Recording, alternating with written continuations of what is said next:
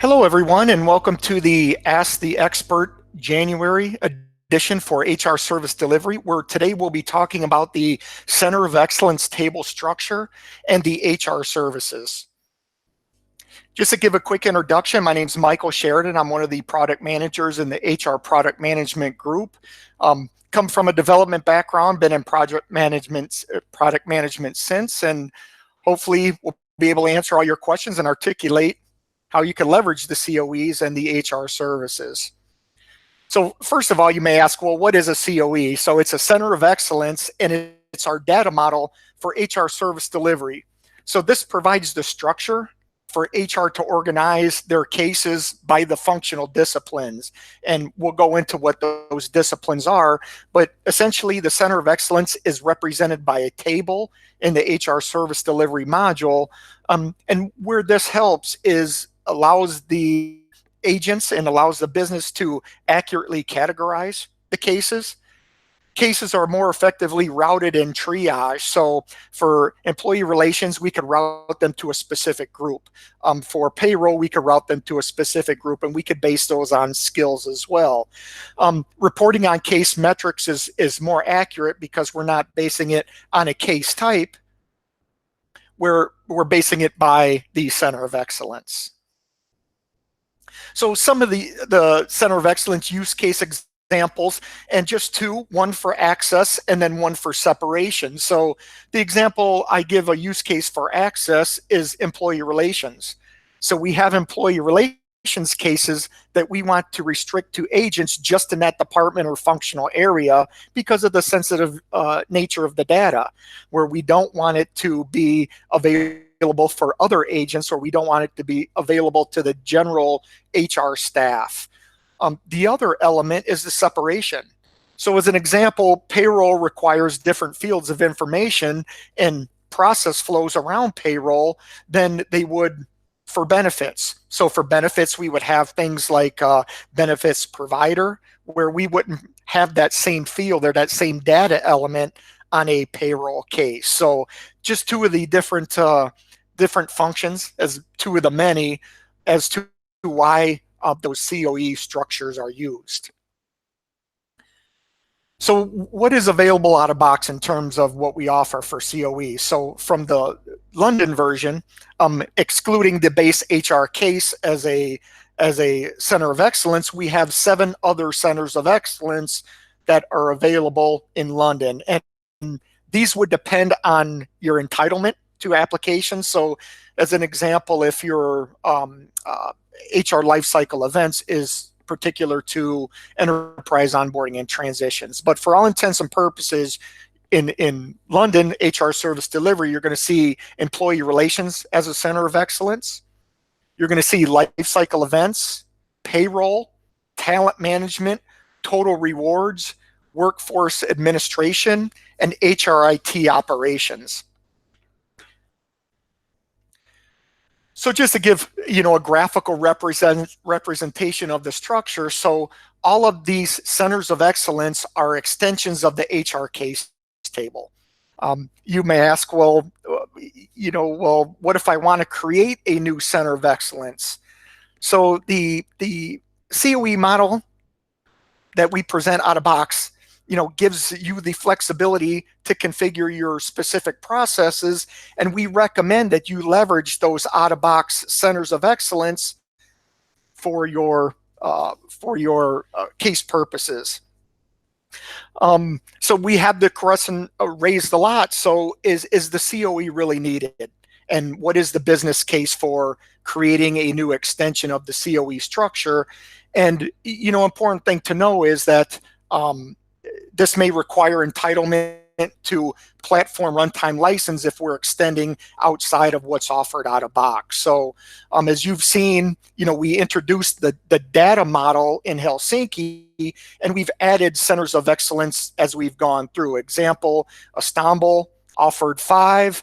Jakarta, we introduced more like the life cycle event, talent management, to where up to London, we have those 7 additional centers of excellence. So again, the recommendation is to use what is there with the out-of-box centers of excellence. So within the application, we've introduced what we call a CoE configuration. So we realize that not all customers are going to want to use all of the centers of excellence, and they may not want to have those presented in a pick list. So if we're not using payroll, maybe payroll is done externally to our HR service delivery, so it's not a part of our HR agents creating payroll cases within ServiceNow. So we may want to disable that CoE within our instance. So we have our toggle switches where you could disable that payroll CoE. So when you go to create a new case, you're not going to see payroll HR services or payroll type pick lists or values within the application. So it's a simple way for you to tailor it down to your business need without, writing any custom code. Getting a little technical on this interface, your entitlement is what's going to dictate what CoEs you're going to see on the CoE configuration. You'll notice that we cannot turn off the out-of-box HR case base center of excellence due to many reasons. So it's what's going to be used when emails come in. You're not going to see life cycle events, but again, these are tailored down to your entitlement. From a technical perspective, if you're not seeing these green switches and you have your plugins enabled, then this may be that you don't have any records in your entitlement table. Randomly you may have spun up a dev instance and you go to the CoE configuration, you don't see any toggle switches. That would be a good place to confirm is that entitlement table to make sure you see those different CoE configurations. So we're going to understand now we have the centers of excellence. Well, how do those fit into the structure of our HR services, where we're going to kind of do a warm transition off to within this presentation. So this is just a graphical representation along with some values to understand the structure for HR services in terms of a center of excellence. So that broad category is the center of excellence, where we have our centers of excellence like total rewards. Drilling down, our next level of categorization is the topic category, where we would have elements like benefits under total rewards center of excellence. And now we're starting to refine that list a little bit more, where now we're drilling down to the topic detail, where we're getting more specific. So we have medical, dental, vision, tuition reimbursement as part of our total rewards. And then last but not least, what I think of the heartbeat of HR service delivery is the HR service, where we're at the most specific point of our categorization, where we have medical benefit enrollments, tuition reimbursement, dental benefits enrollment, to where that's our unique value for our HR service delivery cases within our different centers of excellence.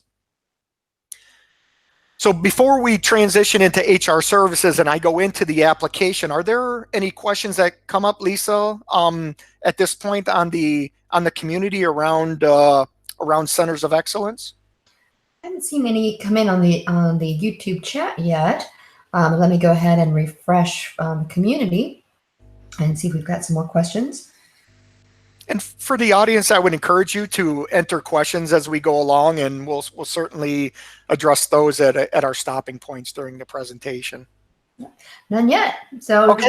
You're doing great. All right, we'll move forward. So hopefully this is all resonating. But again, we recommend, we're always happy to field any questions. Yeah. So HR services. So I like to call this bringing the value to HR service delivery. So within the HR services, we have the features and functionality, really the moving parts of the HR service, which give the value add to our HR cases. Of these, we have HR case templates.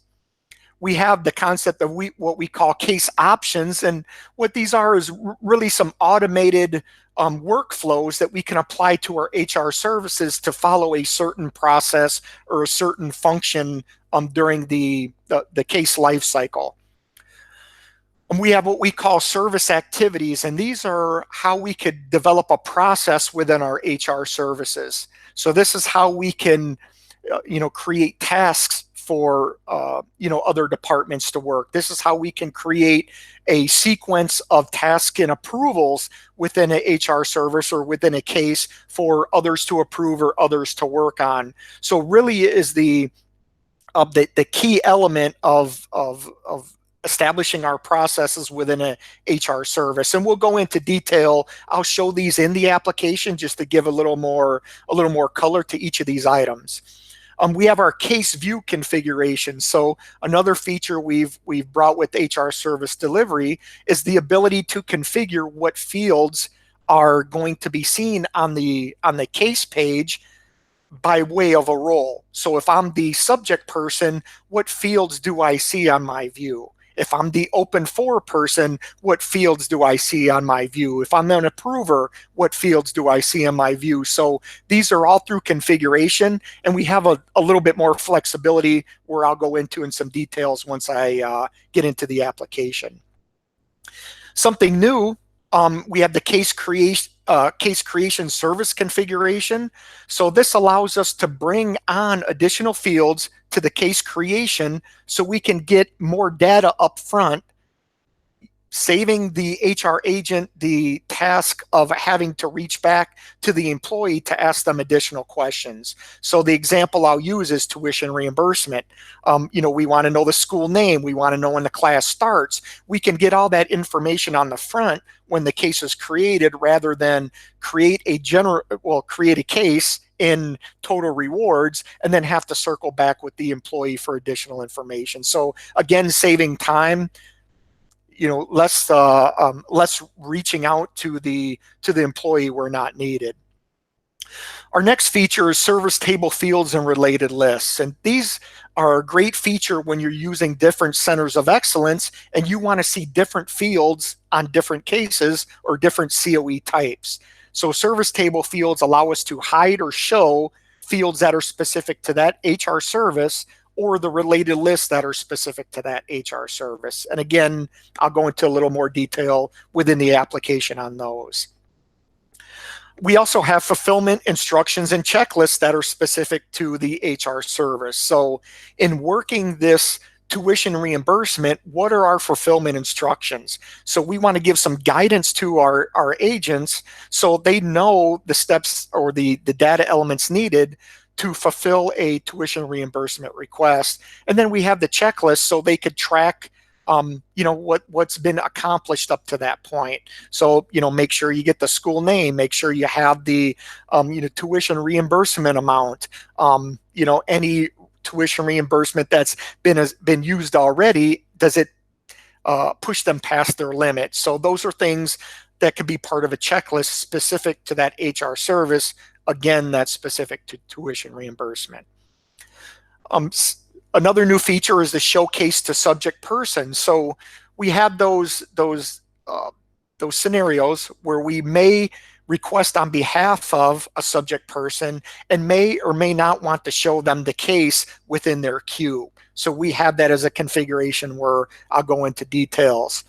And then last but not least, we have, when using employee document management, we have a configuration to automatically move attachments, and what type of document would that be? So again, that's when using the employee document management application, but again, leveraging the HR service to bring more value to HR service, again, being the heartbeat of the HR service delivery processes. So what I'd like to do now is get into the features.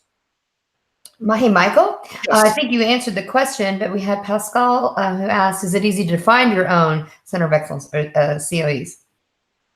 You can define your own. Again, the recommendation is to use what's there out of box.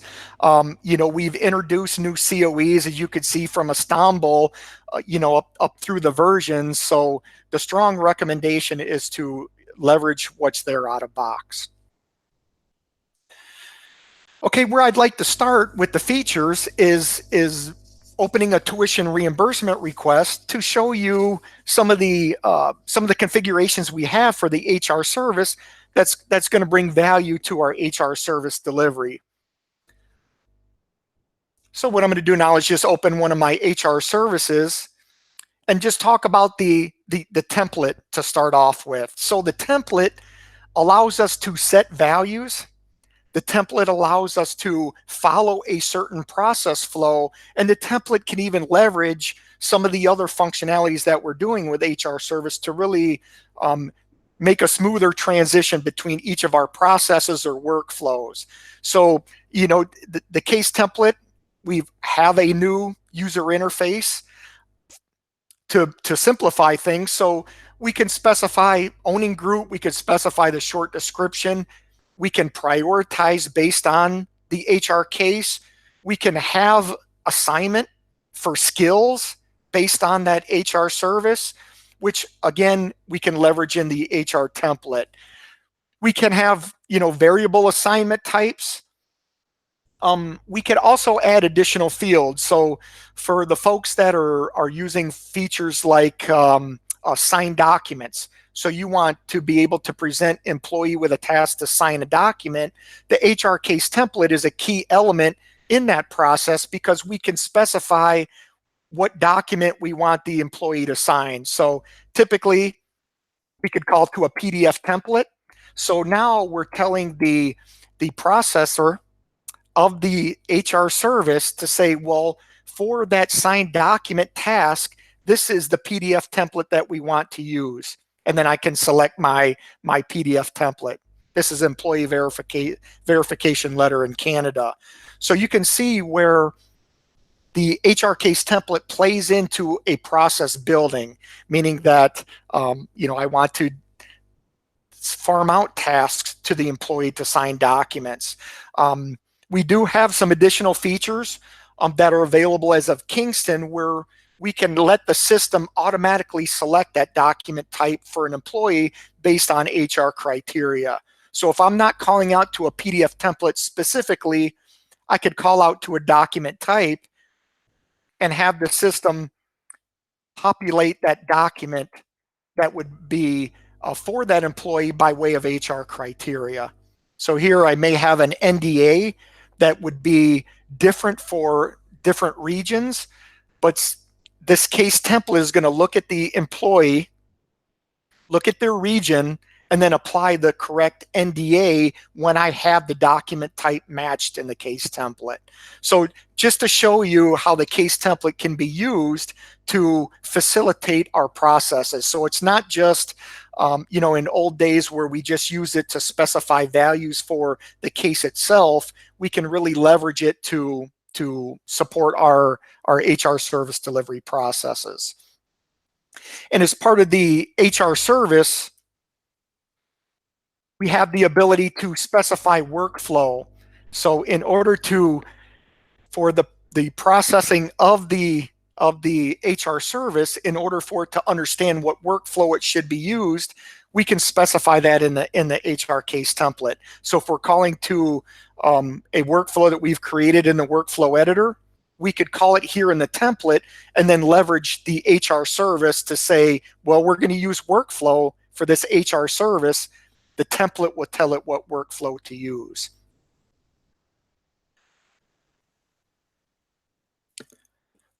So moving on, as part of the HR service descriptions, you know, I talked about calling to the workflow in the HR template. We had this concept that was introduced in Kingston with this fulfillment type. One thing to note, and from a technical perspective, if you're upgrading from Jakarta or even Istanbul to Kingston or later, just let it be known that this fulfillment type is a new field. So if you had subtasks, if you had sub-approvals within your HR service and you're upgrading, there's a fixed script that will set this value for you. But if you're importing via update sets and things like that, you're going to have to set these manually. And just to give a quick definition on what each of these is. So for fulfillment type on an HR service, if I have it as manual, that's telling the HR service processing that there's no child tasks or approvals.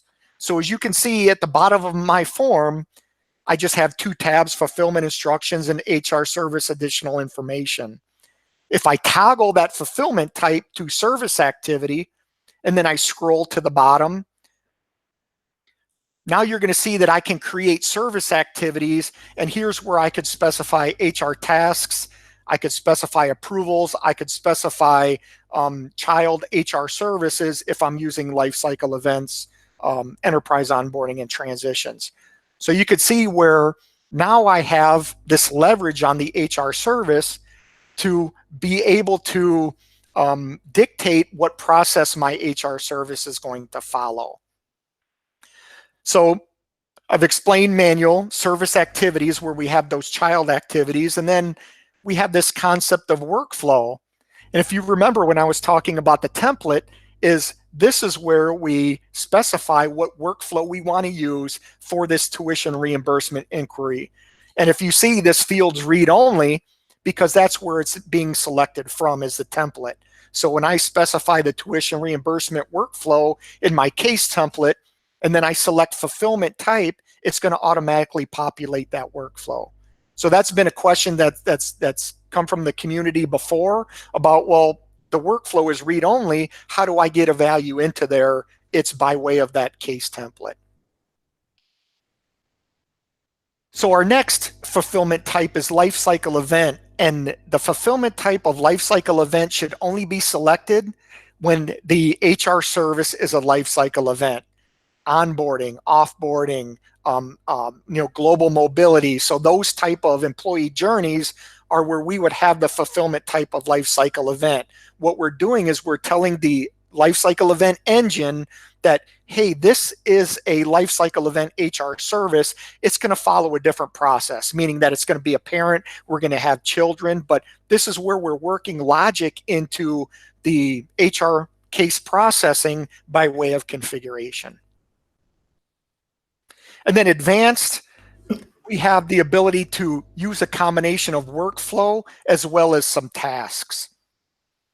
So do we have any questions at this point before I move on to the other value add that we have for HR services? Yes, we have Deepak who asks, how can alumni access HR services if corresponding user account is inactive?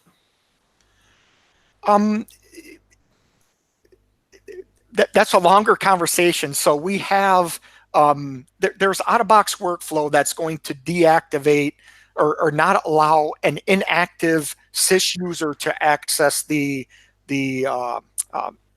system. So it's more of a matter around process. So it's a much deeper conversation and one that I can articulate more. But just to summarize, depending on our process, if we're not using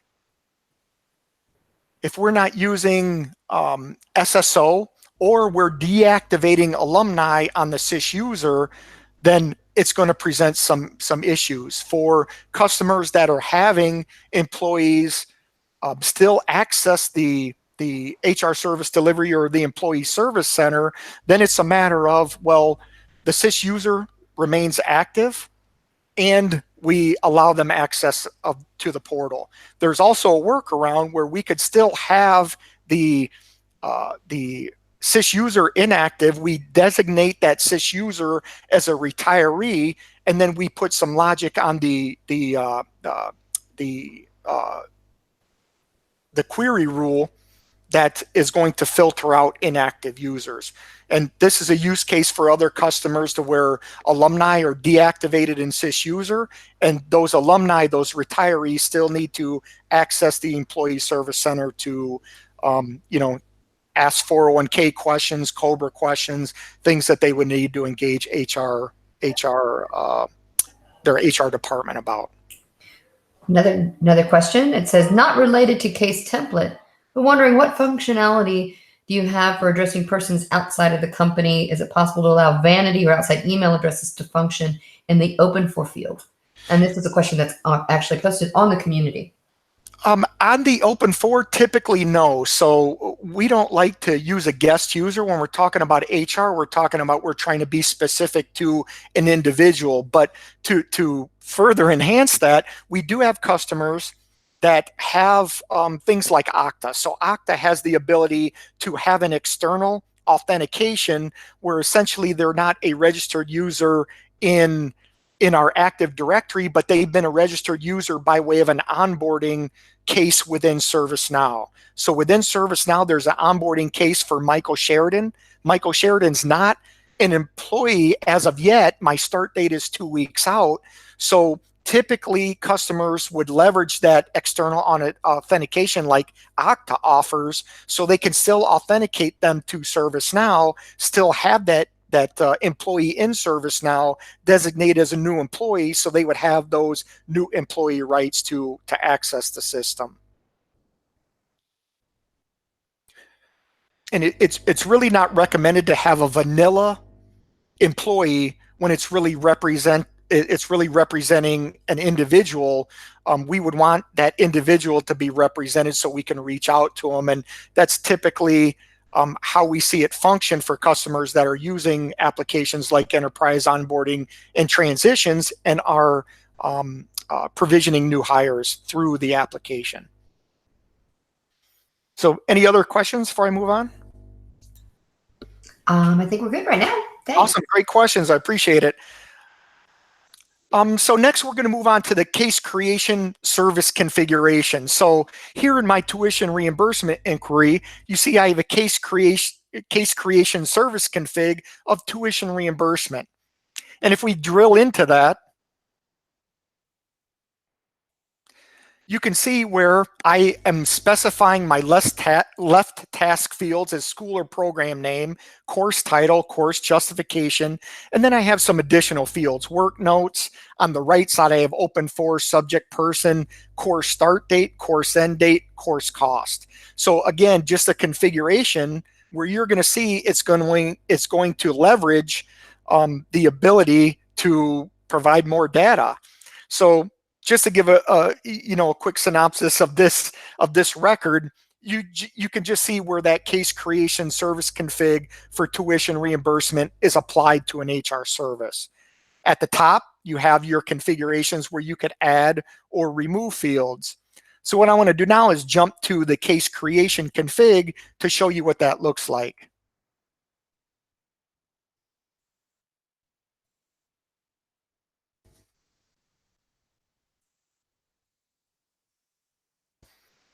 So if I go to create a new case, and I'm just going to pick one of my employees. If I select my service of tuition reimbursement inquiry, and take note of the area around the case details.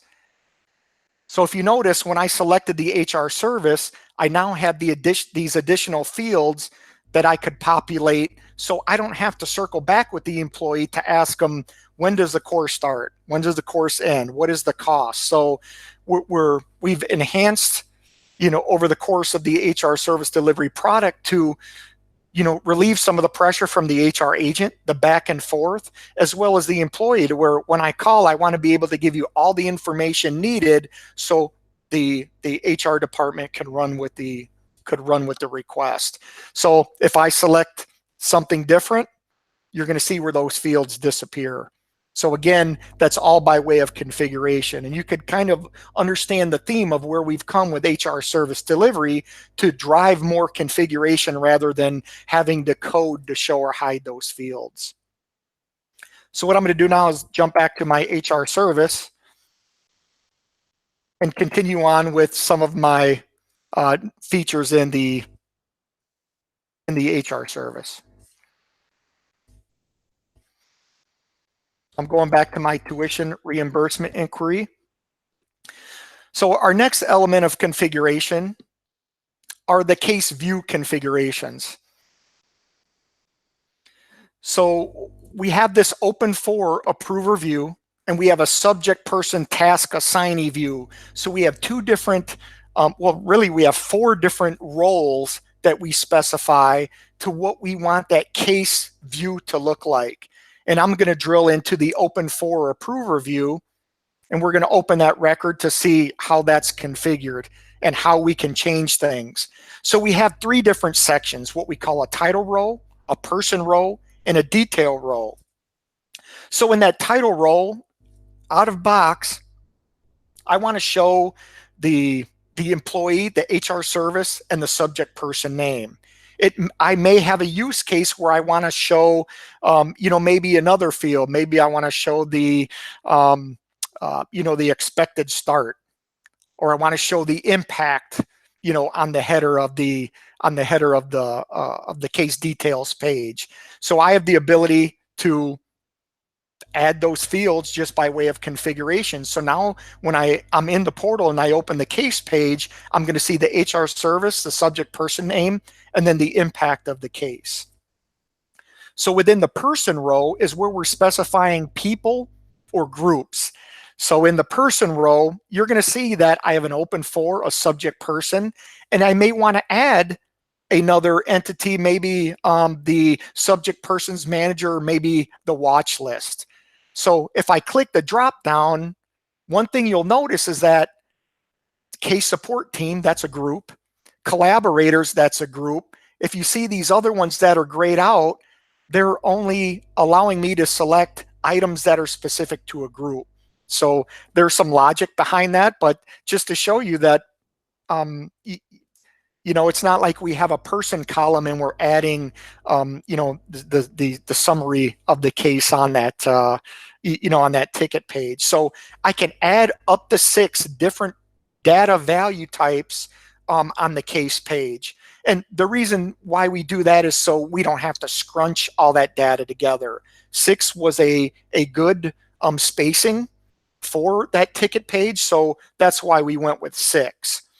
Another beauty of this view is that, well, we understand the field is called open for. We understand the display value for subject person is called subject person, but maybe on the case page we want to call this the employee. So now if I save this view configuration, when the ticket or the case page comes up, instead of showing the subject person display label, it's going to show employee. So, per your use case, another, beauty of HR service delivery when it comes to configuration is that I don't have to code for that. I could just put it in as a configuration and then move forward. So a great feature to where we want to separate between, 2 different really 4 different roles, and we could do this by way of an HR service. So out of box, we have 2 separate views. We have the open for and the subject person, but you may have different fields that you want to show for different HR services. So you can create an additional view and call that the tuition reimbursement open for, or the tuition reimbursement subject person, and then have different fields showing by way of your HR service. So again, we provide 2 out of box, but we give you that ability to configure those additional views. So moving forward, we now have, what I alluded to was a feature when we're using different centers of excellence, is this ability for the HR service additional information where we can configure service table fields or subject person related lists. So for this tuition reimbursement inquiry, I'm not pulling on any additional fields to show on the case. So what's available for the CoE is what I'm showing. And I don't have any subject person related lists. But if I go to a different HR service where I may have some benefits, if you look now at the service table field, I'm pulling the benefit plan onto the HR case by way of configuration. So whenever I create a dental benefits enrollment inquiry, it's going to show the benefit plan, and I could add fields accordingly. And same when it comes to subject person related list. So you could see I have some out of box subject person related list that I could add by way of configuration. So I may want to add the insurance benefits for the subject person in addition to the health benefits for subject person. So now when I open a dental benefits enrollment inquiry, I'm going to have these two related lists added to what's there out of box already. And again, the thing to note here is, one, that they're configurations, two, that I do that by way of the HR service. So for dental benefits, yes. For payroll, I'm not pulling on any additional fields. So again, it's configurable by way of HR service and for you to leverage to bring value. We have another question. Yes. It says, and this comes from the community, does case configuration work for creating a case via record producer via service portal? That's a different entity. So how we would set that up is you would pull those fields onto the record producer. So it's really a different element, a different avenue of creating a case. So the record producer does not leverage the case create configuration that we have when an agent is creating, by way of an inbound phone call. So yes, that can be done with a record producer, but it's by way of those variables on the record producer. It doesn't invoke the case creation configuration, really separate streets that could, drive to the same endpoint. Okay, moving on. Our next feature are the fulfillment instructions and the checklist that we have.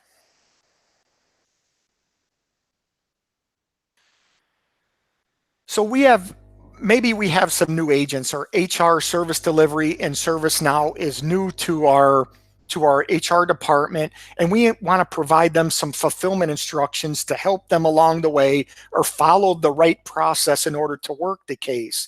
So in this example, we have our dental benefits enrollment inquiry, and we have some fulfillment instructions. So they should be answered in 24 hours if possible. Review the attached documents. If they don't contain the answer, escalate this to tier 2. And in addition to that, we have our checklist that we can create. So maybe there's a certain process or a checklist that we want to provide to our agents to make sure that they follow all of the process steps that we outlined from the business. So we can create a checklist, item 1. We could create another item to formulate our checklist. One thing to note is that checklists are specific to that HR service. So they're not dynamic, meaning that if we have an HR service for dental benefits, that we could have a separate checklist for Germany in regards to Canada. So the checklist is specific to the HR service, same as fulfillment instructions, but certainly provide some icing on the cake when we're talking about standardization following a certain process.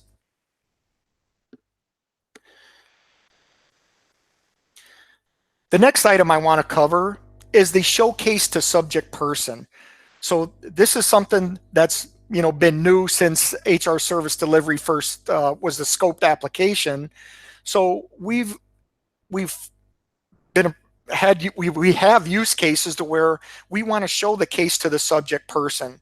So maybe I'm the manager and I'm submitting a pay increase for my employee. So it doesn't need to be segregated or confidential. The employee can certainly know, and maybe we want to show the employee what the process is as it moves along the pay increase process. So I can dictate to show that case to the subject person. So for this HR service, it's going to show in their queue for cases.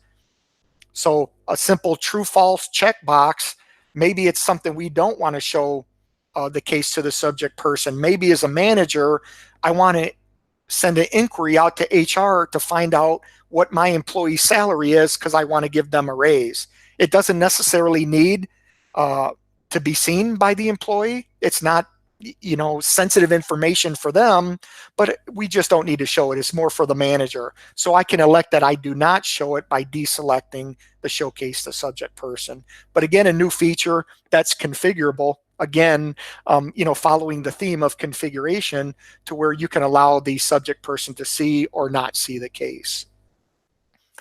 And then last but not least, and for those customers that are leveraging employee document management, within the HR service, we have a configuration to automatically move any attachments of that HR case to the employee document management repository.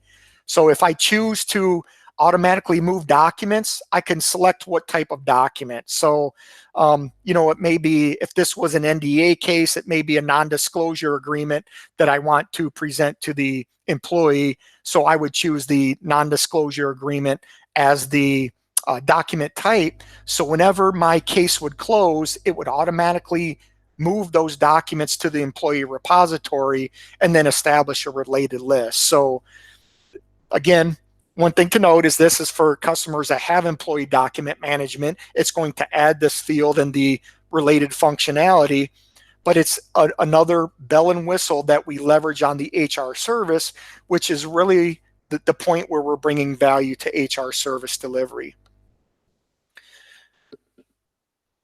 So we're at the end of the demonstration.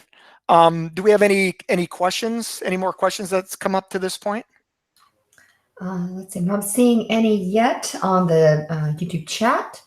And let me go ahead and refresh the community link I have open and see if we've got any there. I appreciate the questions thus far. So in ending, it's really a call to action. And this is for customers, this is for partners, my colleagues alike. So we encourage you to leverage the out-of-box features and functionality to meet the requirements of your company, your customer, your colleague, your boss, to demonstrate the flexibility of the HR service to enhance the employee experience. So we're trying to make the employee experience, the agent experience, the company experience overall to the best of our ability. So to demonstrate some of that flexibility, you could see where you could refine a process, where you can make things a little bit easier, where you could change views to really give a warm and fuzzy to the employee. Hey, here's what we want you to see. And then last but not least, articulate the purpose of the Centers of Excellence tables and HR services, again, to your customers, to your colleagues, so they understand as well. For the folks that weren't able to join this community event, may had some questions about how a HR service functions, or what's the recommendation around creating new CoE. So I would encourage you to share what you've heard during this presentation with your customers and colleagues, so they could get the best value from the product, which is our intention. So at this point, I thank you for the great questions. I would encourage anybody listening after this live event to present any questions in the community post. And again, Lisa, thank you for hosting, and I thank everyone for attending. I appreciate it. Yes, thank you all very much, and we look forward to your next episode coming up in February, correct? That's correct. So yeah, look out for the next February community event, and we'll be cycling these out monthly to help you and to help you help your customers and help you help your company.